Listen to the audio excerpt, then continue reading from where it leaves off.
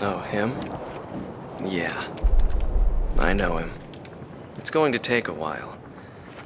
It happened years ago. Did you know there are 3 kinds of aces? Those who seek strength, those who live for pride, and those who can read the tide of battle. Those are the 3. And him? He was a true ace. He was a fighter pilot they called Solo Wing Pixy. He was a colleague of the man I seek. 10 years ago, there was a war that engulfed the world. The Belkan War. And in that war was a pilot who trailed across the sky and disappeared from history. He was a lone mercenary who inspired both fear and admiration. He is the man I seek.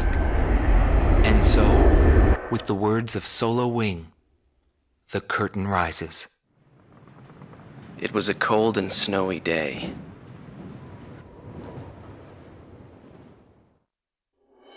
The Belkan War is shrouded in mystery. But now, a decade after the peace accords, a portion of the records was finally released. I quickly got a hold of it. Wanting more details, I acquired information from unknown sources. There was a reason for my obsession. The roots of the war lie in the Belkan Federal Law Review that took place in 1988.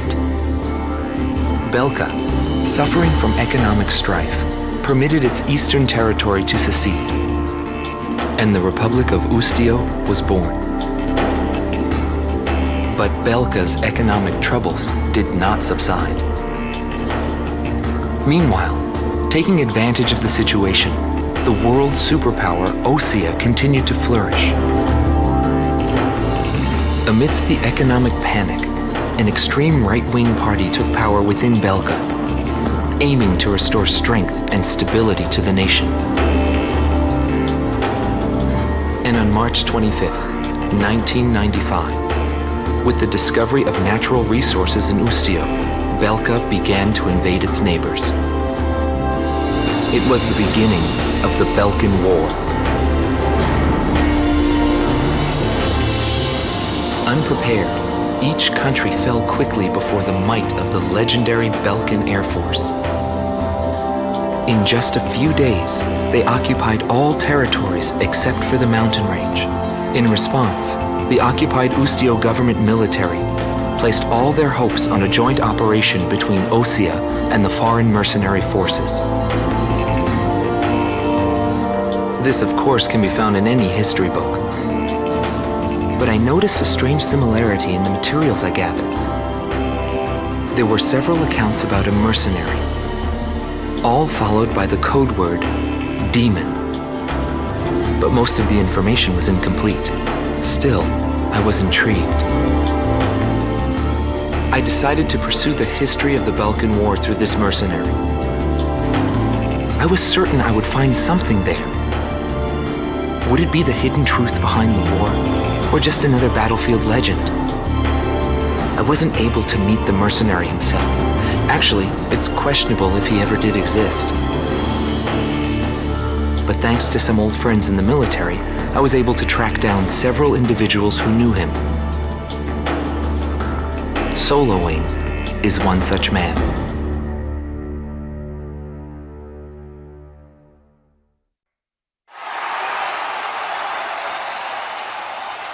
The true nature of the war begins from this point forward.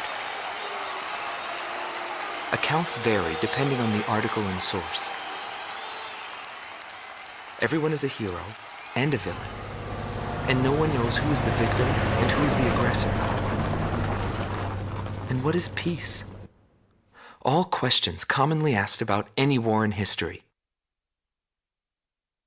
As the battlegrounds move to Belka, he is also thrust into the middle of this war.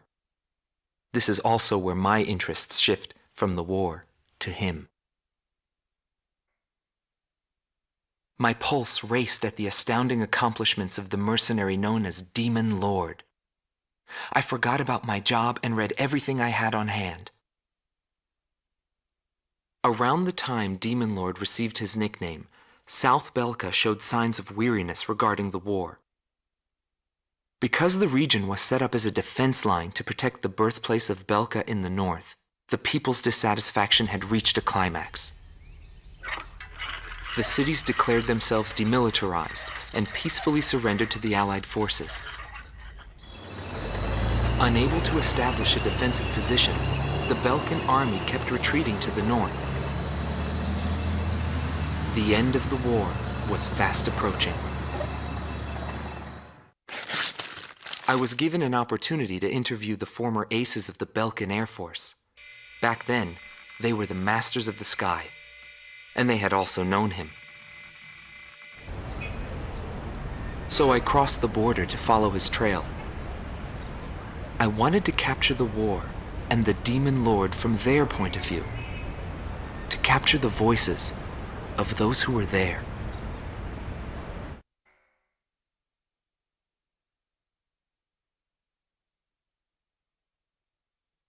Indigo Team Commander, former member of the Belkan Air Force, 7th Air Division, 51st Tactical Fighter Squadron, Dimitri Heinrich, an ace whose precision and grace in flying earned him the title of Blue Heron. Today he has his hands full with the family business. Well, that day, right before I deployed, my airspace assignment was changed. Initially, my squadron was assigned to the stable Eastern Front. That was changed to Area B7R, the round table where casualties were recorded at a fearsome pace. It's also the place where I met him. It was just two planes, him and an eagle. And yet our lead force didn't stand a chance against them. I could tell he was good, and it was going to be bad for us. But there was something else I noticed. He hesitated. A vulnerability that can be exploited. I was certain I would win. The pilot was still young. He had yet to master the rules of combat. But in the end, I was shot down.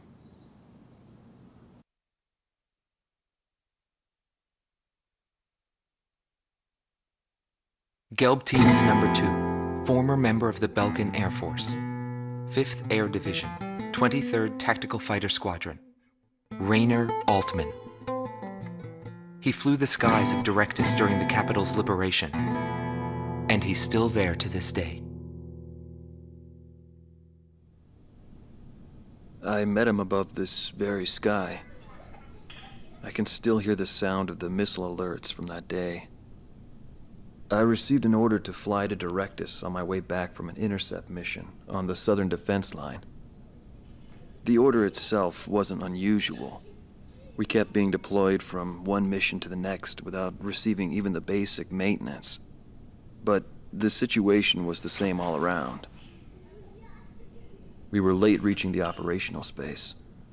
The station squadrons had already retreated, and warning bells were going off in the city.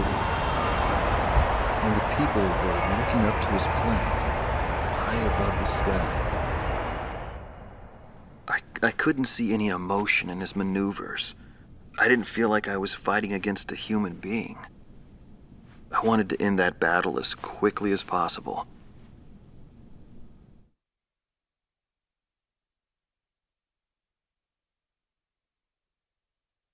Silver Team Commander, former member of the Belkan Air Force, 51st Air Division, 126th Tactical Fighter Squadron, Dietrich Kellerman. He was once the top ace at Belka and a fiery instructor at the Air Force Academy. In 1995, the Belkan Air Force sent him to the front lines to bolster troop morale. He was good. From what I'd heard about him, I thought he was still just a young mercenary. But he matured since then. He still wasn't perfect, but I could see he had come a long way towards understanding the rules of combat. What's important on the battlefield is to let go of hate, to survive, and to adhere to the rules you've set for yourself. These are the rules I've taught my students. And when I saw him, I could tell my time was done. A new generation had inherited the sky. There was no more need for an old soldier like me. Every time I flew with him, his skill stood out. He was unstoppable. He was cool-headed and proud. A combat professional. Demon Lord fit him perfectly. Maybe the man was blessed by the goddess of war. Before long, everyone had taken notice of him. More and more would show up to watch him go off on sortie. Mercenaries or maintenance crew, it didn't matter. People wanted to burn his image to their memories. Hell, they weren't the only ones. June 6th, 1995.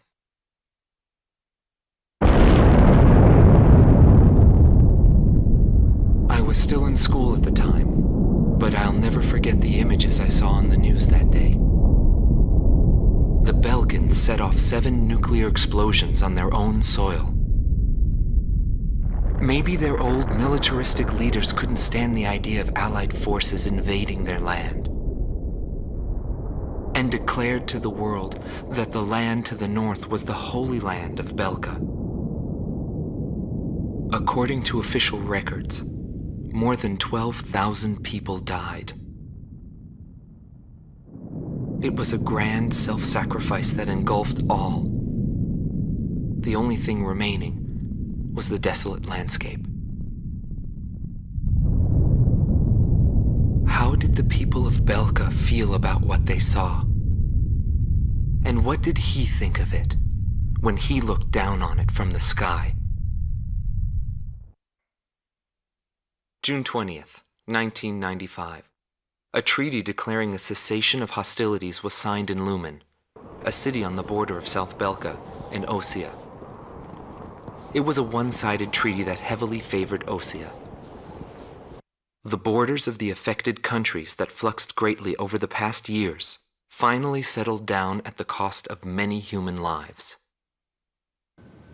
The battlefield shifted to the tables, and the politicians from all countries squabbled with each other over the rights to the underground natural resources, the initial cause of this war. 6 months passed without any developments. 6 months of void. I focused on this time period for the hidden truth laid there. And I learned that my pursuit of him was not a mistake.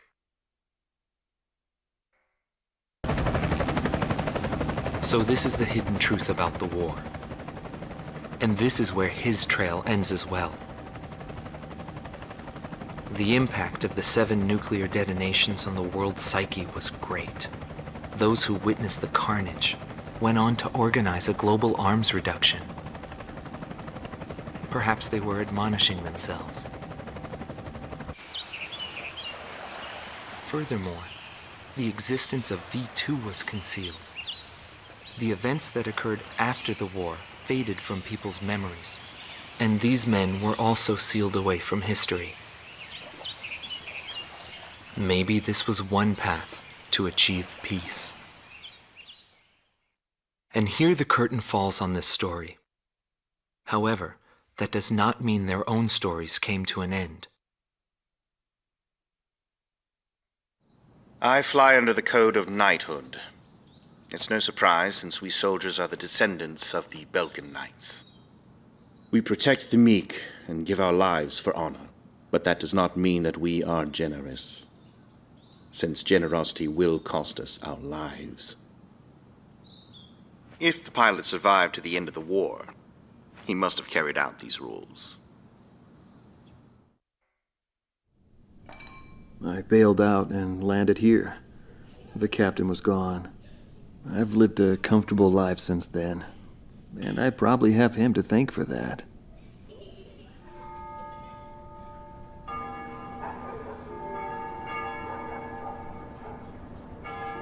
They ring the bells here at dusk to honor the liberation of the capital.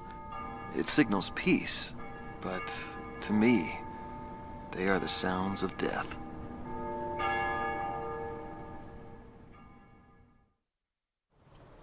Hatred cannot be the only motivation for war. It only brings about more pointless deaths. I lost most of my students. They were all my children, my flesh and blood. I will never overcome that grief. I'll probably never teach anyone again, nor will I ever go up in the sky again. I have entrusted everything I know to a new generation. I'll just look on from here.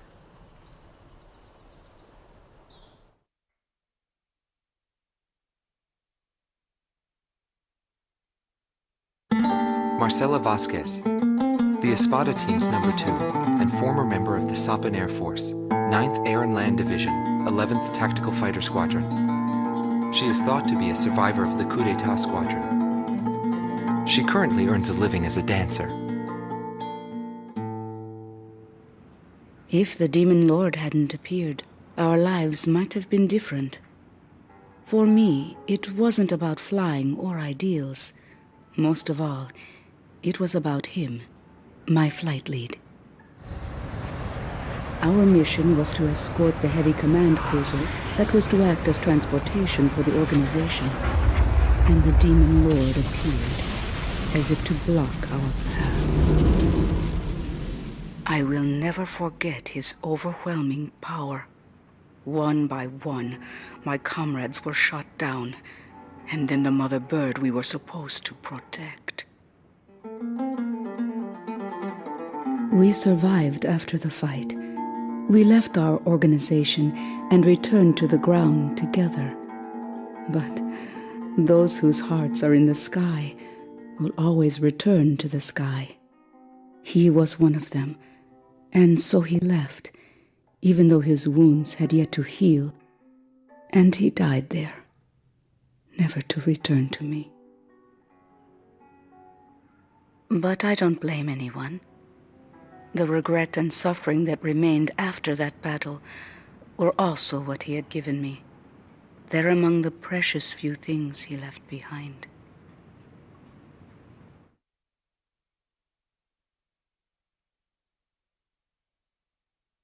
Joshua Bristow, former captain of the Ocean Air Defense Force, 8th Air Division, 32nd Tactical Fighter Squadron. His actions during the Belkan War are surrounded in mystery, and he is rumored to be one of the founders of a world with no boundaries. His whereabouts were unknown after the decisive Battle of Valdreich, but several years later he resurfaced as a leader of a terrorist organization. Today he is serving time in prison. This darkness and that little window are my entire world now.